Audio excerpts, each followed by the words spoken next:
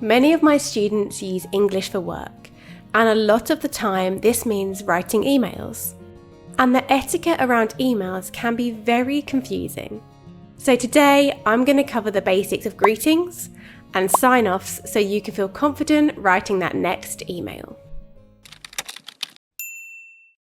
Of course, we'll start with how to start our email. This will change depending on who you are speaking to and your relationship with them. To whom it may concern, if you're writing a very formal email, such as a complaint or letter of recommendation, you should use this.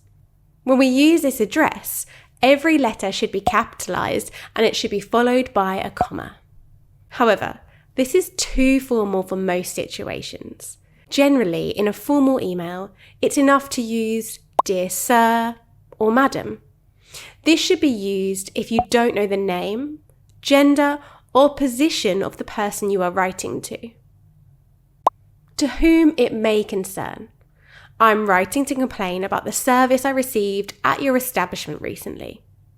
Or, Dear Sir, Madam, please see my completed application form for the property.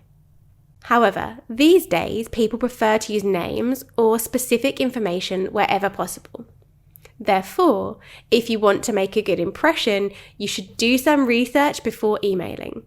Then you can address your email to the team, Dear Customer Service Team. To the job position, Dear Hiring Manager. Or, best of all, to the named person, Dear Mr. Hamilton, or Dear John. When you're emailing people you work with, you may have a much more informal tone because you email frequently.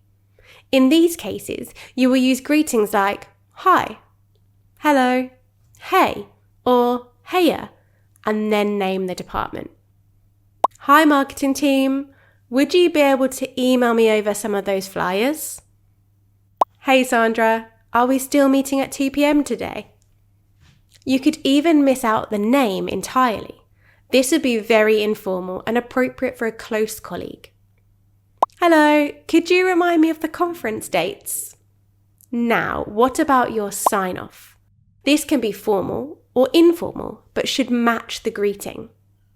In very formal emails, where we haven't named the person, we can use yours faithfully and your full name or title and family name. Like, to whom it may concern, this is old-fashioned but still appropriate in some situations. Yours faithfully, Tina Stenson, or yours faithfully, Mrs. Stenson. Yours sincerely is another old-fashioned sign-off for when we know the person's name.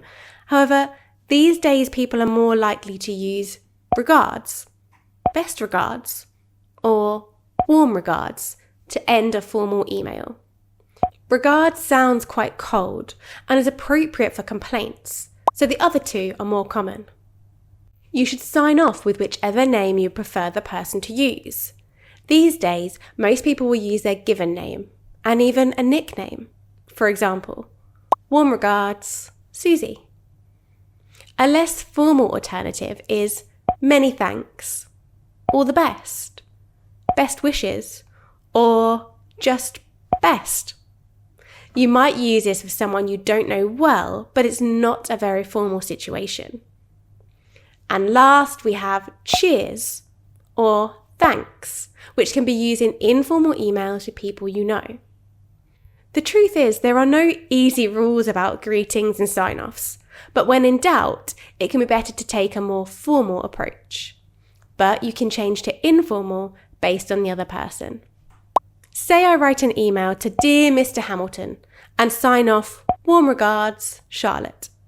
Because I've given my first name, I've shown him that this is how he should address me. So he might then respond, Dear Charlotte, and sign off, best wishes, John. So of course, in my next email, I will start with Dear John. And maybe I'll match this sign off by saying, all the best, Charlotte. How do you like to sign off your emails? We have more videos about business English on the Britcent channel, so make sure to like and subscribe so you don't miss anything. And remember, Britcent offers one-to-one business English classes. You can book a trial today and get some support from one of our lovely professional tutors. Thanks again for watching. All the best and see you soon.